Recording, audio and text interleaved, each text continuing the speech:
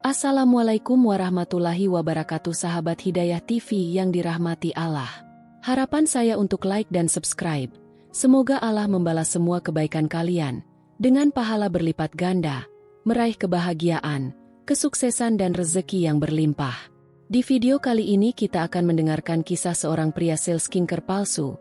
Kulitnya bersisik dan menjadi ular saat melakukan ibadah haji. Penasaran dengan cerita selengkapnya? Tonton video ini sampai selesai agar tidak sesat. Raka menatap dirinya sendiri di cermin. Wajahnya bersih dan halus, hampir tidak menunjukkan tanda-tanda kelelahan meskipun ia baru saja pulang dari perjalanan panjang menjual produknya. Ada rasa bangga yang tak terkatakan. Di usia yang masih muda, ia sudah sukses. Krim skincare yang ia jual laris manis, dan pelanggan-pelanggannya selalu tersenyum puas. Namun, di balik senyum puas para pelanggan, Raka menyimpan rahasia besar.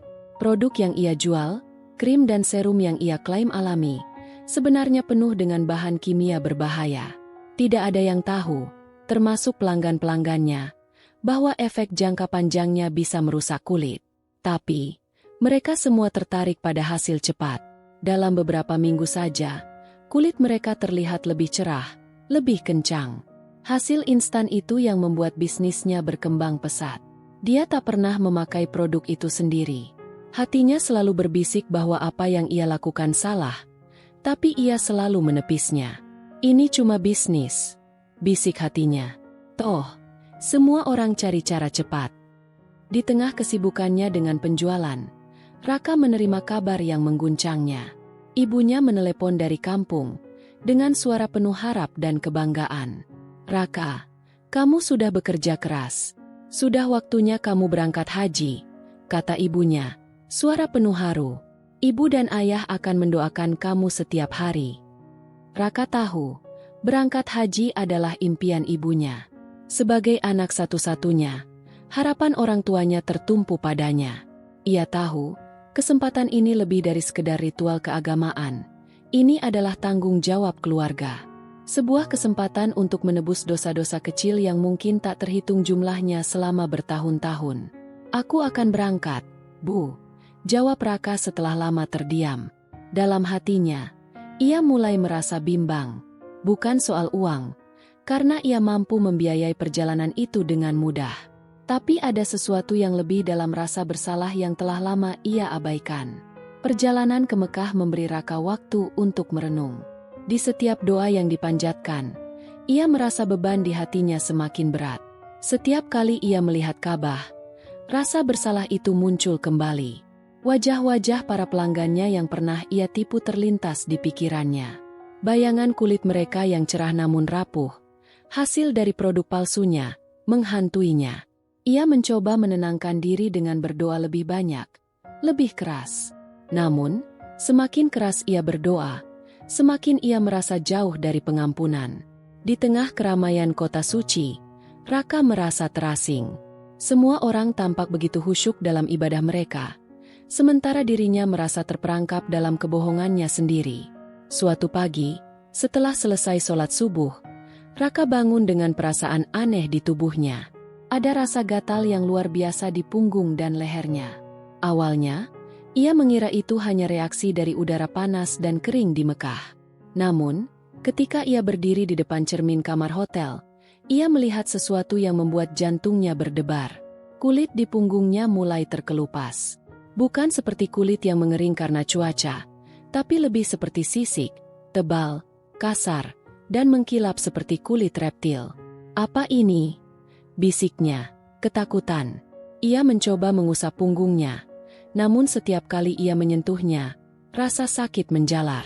Kulit yang terkelupas itu memperlihatkan lapisan baru yang lebih aneh lagi, lebih keras, lebih menyerupai kulit ular. Ia mencoba menutupi perubahan itu, berpura-pura bahwa semua baik-baik saja. Tapi seiring hari berlalu, kondisi tubuhnya semakin buruk. Gatal itu menyebar ke seluruh tubuhnya, dan dimanapun ia menggaruk, sisik-sisik itu muncul, menutupi kulitnya yang dulu lembut. Raka tidak lagi bisa menyembunyikan rasa sakit dan perubahan fisiknya. Ia mulai menghindari orang-orang, mengunci diri di dalam kamar hotelnya, Takut jika orang lain melihat apa yang terjadi padanya. Ia tak tahu harus berbuat apa. Dalam keputusasaan, ia mulai merenung tentang apa yang telah ia lakukan selama ini. Kebohongan yang ia bangun, produk berbahaya yang ia jual, dan kerusakan yang ia sebabkan pada orang lain. Apakah ini balasan atas semua yang telah aku lakukan? Tanyanya pada dirinya sendiri. Namun, tidak ada jawaban. Suara-suara di dalam kepalanya semakin keras. Ia bisa mendengar keluhan para pelanggannya yang pernah mengalami efek buruk dari produknya. Suara mereka bergema di telinganya, menghakimi setiap langkah yang pernah ia ambil. Ia mencoba berdoa, memohon ampunan, namun kata-katanya tersangkut di tenggorokannya. Mulutnya kering, dan rasa sakit di tubuhnya semakin menjadi-jadi. Pada malam terakhir sebelum ia meninggalkan Mekah, Raka berjalan menuju Ka'bah. Tubuhnya kini hampir sepenuhnya tertutup sisik. Ia berjalan di antara jamaah, namun tidak ada yang memperhatikannya. Mereka semua sibuk dalam doa mereka sendiri, sementara Raka berjuang melawan rasa sakit dan ketakutan. Saat ia berdiri di depan Ka'bah, air mata mengalir di pipinya. Ia tahu, ini mungkin kesempatan terakhirnya untuk meminta ampun. Namun, ketika ia mengangkat tangannya untuk berdoa, sesuatu yang mengerikan terjadi. Lehernya terasa kaku, seperti ditarik ke belakang oleh kekuatan yang tak terlihat. Ia mencoba menoleh, tapi tubuhnya tidak bisa bergerak. Dan tiba-tiba, sisik-sisik itu mulai merambat ke wajahnya, menutupi kulit halus di pipinya, lalu menyebar ke seluruh kepalanya. Rasa sakit yang tak terbayangkan menyerang dirinya.